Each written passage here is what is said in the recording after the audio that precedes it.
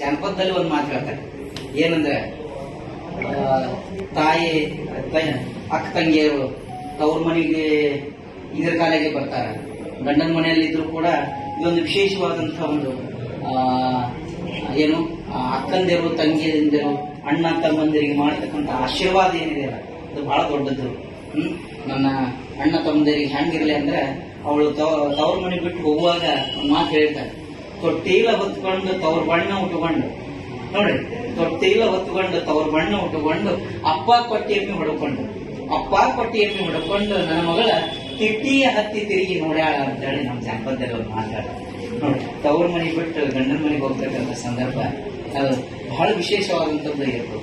So ಹೋಗಿ ತಾನು ಬಾಲ್ಯದಲ್ಲಿ ಆಡಿದಂತ ಹಾಡುಂಡ ತವರಿಗೆ ಏನೆಂದು ಹಾಡಲ್ಲಿ ಹೊಳೆದಂಡಿಲಿರುವ ಕರಿಕಿಯ ಕುಡಿ ಹೆಂಗ ಹಬ್ಬಾಲಿ ಅವರ ರಸಬಳ್ಳಿ ಅಂತೇಳಿ ಏನು ಹರಿಸಿ ಹೋಗ್ತಾಳಲ್ಲ ಆ ಹೆಣ್ಣು ಮಗಳು, ಬಹಳ ಅದ್ಭುತವಾದಂಥದ್ದು. ತಾನು ಹೊಳ್ಳಿ ಮರಳಿ ಇಲ್ಲಿ ಬರುವಾಗ ಹೇಳ್ತಾಳೆ, ಈಗ ಬೇರೆದವ್ರು ಸ್ವತ್ತಾಗಿರ್ತಾಳ ಅವಳು. ಹಕ್ಕಿ ಗೂಡಿ ಒಂಟು ಹಕ್ಕಿ ಇರ್ತದೆ, ಅಲ್ಲಿ ಗಂಡನ ಜೊತೆ ದೋರಿದ್ರೆ 2 ಹಕ್ಕಿ ಆಗ್ತಾವ. ಆ ಹಕ್ಕಿಯನ್ನು ಬಿಟ್ಟು ಬರ್ಬೇಕಾದ್ರೆ ಗಂಡನನ್ನ ಬಿಟ್ಟು ತವ್ರ ಮನೆಗೆ ಬರ್ಬೇಕಾದ್ರೆ ಪರ್ಮಿಷನ್ ಬೇಕಾಗ್ತದೆ. ಅವಾಗ ಪರ್ಮಿಷನ್ ಕೇಳ್ತಾಳೆ. ಏನಂತ ಹೇಳಿ ಅದೇ ನಾ ಈಗ ಅಕ್ಕಂದ್ರಲ್ಲಿ ಹೇಳ್ತಿದ್ದೆ.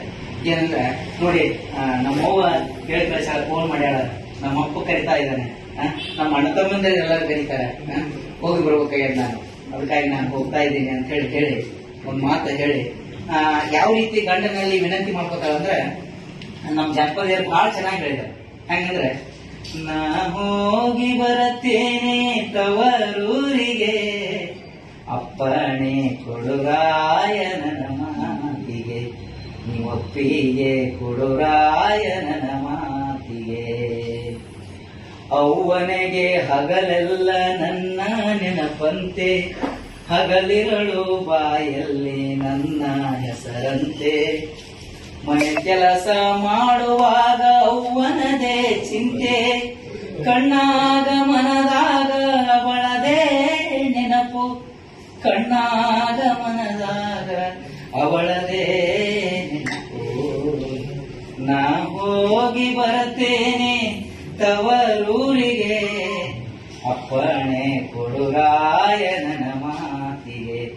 ಅಪ್ಪನೆಗೆ ಹಗಲೆಲ್ಲ ನನ್ನ ನೆನಪಂತೆ, ಹಗಲಿರಳು ಬಾಯಲ್ಲಿ ನನ್ನ ಹೆಸರಂತೆ, ಹಗಲಿರಳು ಬಾಯಲ್ಲಿ ನನ್ನ ಹೆಸರಂತೆ. ಅಣ್ಣ